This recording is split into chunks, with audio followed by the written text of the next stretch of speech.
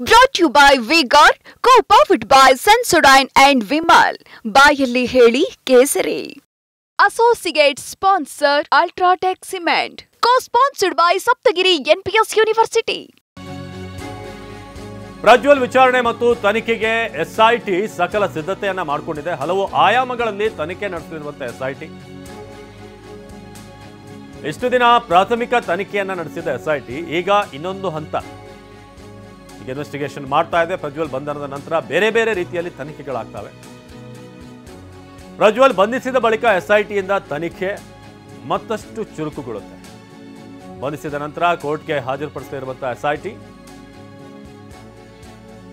Medical test ನಂತರ ವಿಚಾರಣೆಯ ಪ್ರಕ್ರಿಯೆ ಆರಂಭ ಆಗಲಿದೆ. ನಿಮ್ಗೊಂದು ಕುತೂಹಲ ಇರಬಹುದು, ಪ್ರಜ್ವಲ್ ಬಂದ ನಂತರ ಏನೇನಾಗುತ್ತೆ ಅಂತ. ಸೊ ಪ್ರಜ್ವಲ್ ವಿಚಾರ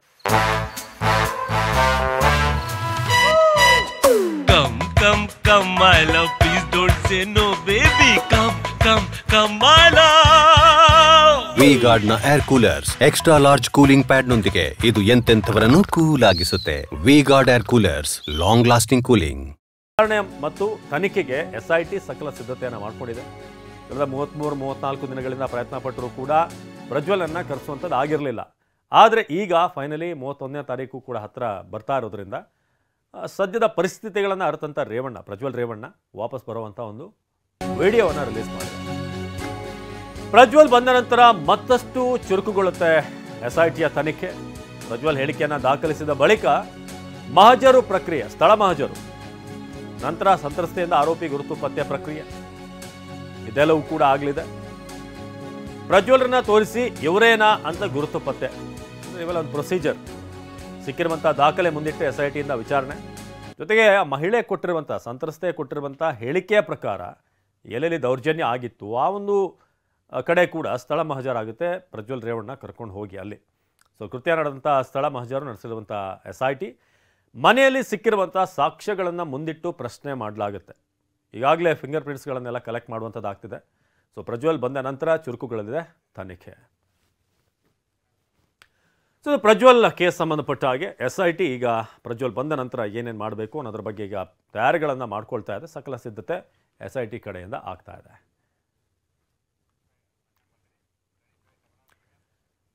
ಇನ್ನು 2 ಆಯಾಮಗಳಲ್ಲಿ ತನಿಖೆ ನಡೆಸೋದಕ್ಕೆ ಎಸ್ಐಟಿ ಮುಂದಾಗ್ತಾ ಇದೆ. ಪ್ರಜ್ವಲ್ ವಿಚಾರವಾಗಿ ಪ್ರಜ್ವಲ್ ರೇವಣ್ಣ ದೇಶಕ್ಕೆ ವಾಪಸ್ ಆಗ್ತಿರುವಂತಹ ಹಿನ್ನೆಲೆ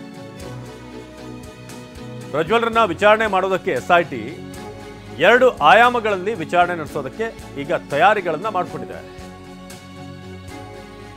ಒಂದು, ತಪ್ಪು ಒಪ್ಕೊಳ್ಬಹುದು ಅಥವಾ ತಪ್ಪು ಮಾಡಿಲ್ಲ ಅಂತ ಹೇಳ್ಬೋದು. 2 ಇದೆ. ಒಂದು, ಇಲ್ಲ ನಾನೇ ಮಾಡಿರೋದು. ಇನ್ನೊಂದಿಲ್ಲ, ಇದೊಂದು ಪಿತೂರಿ, ಬೇರೆ ಯಾರ್ದೋ ವಿಡಿಯೋ ಅಂತ ಒಂದಷ್ಟು ಹೇಳಿಕೆಗಳನ್ನ ಕೊಡ್ಬೋದು. 2 ಆಪ್ಷನ್ಸ್ ಇರುತ್ತೆ, ಒಂದು ಸಿನಾರಿಯೋ ಇರುತ್ತೆ. 2 ಆಯಾಮಗಳಲ್ಲೂ ಕೂಡ ತನಿಖೆಗೆ ಎಸ್ಐಟಿ ಸಜ್ಜಾಗಿದೆ. ಒಂದು ವೇಳೆ ತಪ್ಪೊಪ್ಕೊಂಡ್ರೆ ಮೇ ಬಿ ಕೇಸ್ನ ಹಾದಿ ಸುಲಭ ಆಗುತ್ತೆ. ಆರೋಪಿಯ ಹೇಳಿಕೆ ದಾಖಲಿಸಿಕೊಂಡು ಸ್ಥಳ ಮಹಜರು, ಎಲ್ಲೆಲ್ಲಿ ಕೃತ್ಯ ಎಸಗಲಾಗಿದೆ ಅಲ್ಲೆಲ್ಲ ಕರೆದೊಯ್ದು ಮಹಜರು ಮಾಡಲಾಗುತ್ತೆ. ಹೌದು, ನಾನು ಗಿಲ್ಟಿ ಅನ್ನೋದೇನಾದರೂ ಹೇಳಿದರೆ MP ಗೆಸ್ಟ್ ಹೌಸ್ ಸೇರಿದ ಹಾಗೆ ಹೊಳೆನರಸೀಪುರ ಫಾರ್ಮ್ ಹೌಸ್, ಹಾಸನದ ಹಲವೆಡೆ ಪರಿಶೀಲನೆ ನಡೆಸಿರುವಂಥ ಎಸ್ಐಟಿ. ಎಸ್ಐಟಿಯ ಮುಂದೆ ನಾಡಿದ್ದು ಪ್ರಜ್ವಲ್ ಬಂದು ಕೂತಾಗ ಒಂದೋ ಆತ ಇಲ್ಲ, ಇದಕ್ಕೂ ನನಗೆ ಯಾವುದೇ ಸಂಬಂಧ ಇಲ್ಲ ಅಂತ ಹೇಳ್ಬೋದು. 2ನೇದಾಗಿ ತಪ್ಪೊಪ್ಪಿಕೊಳ್ಳುವಂಥ ಸಾಧ್ಯತೆ 2ರಲ್ಲೊಂದು ಆಗುತ್ತೆ. ಒಂದು ವೇಳೆ ಆರೋಪ ತಳ್ಳಿ ಹಾಕಿದರೆ ಸಂತ್ರಸ್ತೆ ಹೇಳಿಕೆಯ ಪ್ರಕಾರ ಪ್ರಶ್ನೆಗಳನ್ನು ಕೇಳಲಾಗುತ್ತೆ. 376(2)N ಅಂದರೆ ನಿರಂತರ ಅತ್ಯಾಚಾರ ಕೇಸ್ನಲ್ಲಿ ಸಂತ್ರಸ್ತೆ ಹೇಳಿಕೆ ಪ್ರಮುಖ ಪಾತ್ರವನ್ನು ವಹಿಸುತ್ತೆ. ಆಕೆ ಹೇಳಿಕೆ ಆಧಾರದ ಮೇಲೆ ಚಾರ್ಜ್ ಶೀಟ್ ಅನ್ನ ಸಲ್ಲಿಕೆ ಮಾಡಲಾಗುತ್ತೆ ಅನ್ನೋದು. ಈಗಾಗಲೇ ಸಂತ್ರಸ್ತೆ ಹೇಳಿಕೆ ದಾಖಲಿಸಿರುವಂಥ ಎಸ್ಐಟಿ ಸ್ಥಳ ಮಹಜರು ನಡೆಸಿ ಸಾಕ್ಷ್ಯಗಳು ಕಲೆ ಹಾಕಿರುವಂಥ ಎಸ್ಐಟಿ ಆರೋಪಿ ಹೇಳಿಕೆಯನ್ನ ದಾಖಲಿಸಿಕೊಂಡು ಚಾರ್ಜ್ ಶೀಟ್ ಅನ್ನ ಸಲ್ಲಿಕೆ ಮಾಡಲಾಗುತ್ತೆ. ಎವಿಡೆನ್ಸ್ ಆಕ್ಟ್ 114A ಅಡಿಯಲ್ಲಿ ನ್ಯಾಯಾಲಯಕ್ಕೆ ಚಾರ್ಜ್ ಶೀಟ್ ಅನ್ನು ಸಲ್ಲಿಕೆ ಮಾಡುವಂಥದ್ದಾಗುತ್ತೆ. ಇಲ್ಲಿ 2 ಒಂದು ಸಾಧ್ಯತೆಗಳಿವೆ. ಒಂದು, ತಾನು ಮಾಡಿರುವಂಥ ತಪ್ಪೇನಿದೆ ಅದನ್ನು ಒಪ್ಪಿಕೊಂಡ್ರೆ ಆಗ ತನಿಖೆಯ ಆಯಾಮ. ಹಾಗೆಯೇ ಒಂದು ವೇಳೆ ಇಲ್ಲ, ನಾನು ಆ ವಿಡಿಯೋದಲ್ಲಿ ಇಲ್ಲ ಅನ್ನೋ ರೀತಿಯಾಗಿ ಏನಾದರೂ ಹೇಳಿದರೆ ಆಗ ತನಿಖೆಯ ಒಂದು ಆಯಾಮ ಬೇರೆ ರೀತಿಯಾಗಿರುತ್ತೆ. ನಮ್ಮ ಪ್ರತಿನಿಧಿ ಪ್ರಜ್ವಲ್ ಈ ಬಗ್ಗೆ ಹೆಚ್ಚಿನ ಮಾಹಿತಿಯನ್ನು ನೀಡ್ತಾರೆ. ಪ್ರಜ್ವಲ್, ಈಗ ನಾವು ಗಮನಿಸ್ತಾ ಇದ್ದೀವಿ ಕೇಸ್ನಲ್ಲಿ 2 ಒಂದು ಸಾಧ್ಯತೆಗಳಿದೆ ಅಂತ. ಒಂದು, ಈ ಕೇಸ್ನಲ್ಲಿ ಇರುವಂಥ ಆ ವಿಡಿಯೋದಲ್ಲಿ ಇರುವಂಥದ್ದು ನಾನೇ ಅನ್ನೋದು. 2ನೇದಾಗಿ ಇಲ್ಲ, ಇದೊಂದು ಪಿತೂರಿ, ಬೇರೆನೋ ಪ್ಲಾನ್ ಮಾಡಲಾಗಿದೆ, ಮಾರ್ಫಿಂಗ್, ಆ ಥರದ್ದೆಲ್ಲ ಒಂದಷ್ಟು ವಿಚಾರಗಳೇನು ಬೇರೆ ಬೇರೆ ಕೇಸನ್ನು ನಾವು ನೋಡಿದ್ದೀವಿ. ಆದರೆ ಇಲ್ಲಿ ಏನಾಗ್ಬೋದು ಅಂತ SIT ಯಾವ ರೀತಿಯಾಗಿ ಎರಡೂ ಆಪ್ಷನ್ಸ್ ಇದ್ದಾಗ ಸಾಧ್ಯತೆಗಳಿದ್ದಾಗ ತನಿಖೆ ಮುಂದುವರಿಸುತ್ತೆ ಅನ್ನೋದು. ಅವಿನಾಶ್, ಪ್ರಮುಖವಾಗಿ ಪ್ರಜ್ವಲ್ ರೇವಣ್ಣ ಏರ್ಪೋರ್ಟ್ಗೆ ಬಂದ ತಕ್ಷಣ ಅಂದ್ರೆ ಭಾರತದಲ್ಲಿರುವಂತ ಯಾವುದೇ ಏರ್ಪೋರ್ಟ್ಗೆ ಬಂದ ತಕ್ಷಣ ಅವ್ರ ಮೇಲೆ ಲುಕ್ಔಟ್ ನೋಟಿಸ್ ಇರೋ ಕಾರಣವಾಗಿ ಪಾಸ್ಪೋರ್ಟ್ ಸ್ಕ್ಯಾನ್ ಆಗ್ತಿದ್ದಂಗೆ ಅಲ್ಲಿ ಇಮಿಗ್ರೇಷನ್ ಅಧಿಕಾರಿಗಳಿಗೆ ಈ ವ್ಯಕ್ತಿ ಇಂಥ ಕೇಸ್ನಲ್ಲಿ ಬೇಕಾಗಿದ್ದಾನೆ ಅಂತೇಳಿ ಲುಕ್ಔಟ್ ನೋಟಿಸ್ ಇದೆ ಅಂತ ಗೊತ್ತಾಗುತ್ತೆ. ತಕ್ಷಣ ಅವರ ಇಮಿಗ್ರೇಷನ್ ಅಲ್ಲೇ ಕಸ್ಟಡಿಯಲ್ಲಿ ಇಟ್ಕೊಂಡು ಯಾವ ಅಧಿಕಾರಿ ಲುಕ್ಔಟ್ ನೋಟಿಸ್ ಹಾಕಿದ್ದಾರೆ ಅವ್ರನ್ನ ಕರೆಸಿ ಅವ್ರ ಕಸ್ಟಡಿ ಕೊಡುವಂತದ್ದಾಗುತ್ತೆ. ಇದು ಸಾಮಾನ್ಯವಾಗಿ ನಡೆಯುವಂತ ಪ್ರಕ್ರಿಯೆ. ಈ ಕೇಸ್ನಲ್ಲಿ ಅದೇ ರೀತಿ ಆಗುತ್ತೆ. ಆದ್ರೆ SIT ಅಧಿಕಾರಿಗಳು ಆತ ಬರ್ತಾನೆ ಅಂತ ಮಾಹಿತಿ ಇರೋದ್ರಿಂದ ಏರ್ಪೋರ್ಟ್ ನಲ್ಲೇ ಬಿಟ್ಬಿಟ್ಟು ಕಾಯ್ದು ಆ ಪ್ರೋಸೆಸ್ ಅನ್ನ ಮುಗಿಸ್ಕೊಂಡು ವಶಕ್ಕೆ ಪಡ್ಕೊಂಡು ಕರೆದು ಮೆಡಿಕಲ್ ಮಾಡಿಸಿ ನ್ಯಾಯಾಧೀಶರ ಮುಂದೆ ಹಾಜರುಪಡಿಸಿ ವಶಕ್ಕೆ ಪಡ್ಕೊಳ್ಳುವಂತ ಕೆಲಸವನ್ನ SIT ಅಧಿಕಾರಿಗಳು ಮಾಡ್ತಾರೆ. ಪ್ರಮುಖವಾಗಿ ಮತ್ತೆ ಇನ್ನೊಂದು ಅಂಶ, ತನಿಖೆ ವಿಚಾರವಾಗಿ ನೋಡ್ಕೊಳ್ತಾ ಹೋದ್ರೆ ಇಲ್ಲಿ ಪ್ರಜ್ವಲ್ ರೇವಣ್ಣ ತನಿಖೆಯನ್ನ ಎರಡು ಆಯಾಮದಲ್ಲಿ ಮಾಡಬಹುದು. ಒಂದು, ಪ್ರಜ್ವಲ್ ರೇವಣ್ಣ ಆ ವಿಡಿಯೋದಲ್ಲಿ ಇರೋಂತ ವ್ಯಕ್ತಿ ಇದನ್ನೆಲ್ಲ ನಾನೇ ರೆಕಾರ್ಡ್ ಮಾಡಿದ್ದು ಅನ್ನೋದನ್ನ ಏನಾದ್ರೂ ಆತ ಕನ್ಫೆಷನ್ ಮಾಡ್ಕೊಂಡ್ರೆ ನಂತರದಲ್ಲಿ ಸ್ಥಳ ಹಾಜರಾಗಬಹುದು.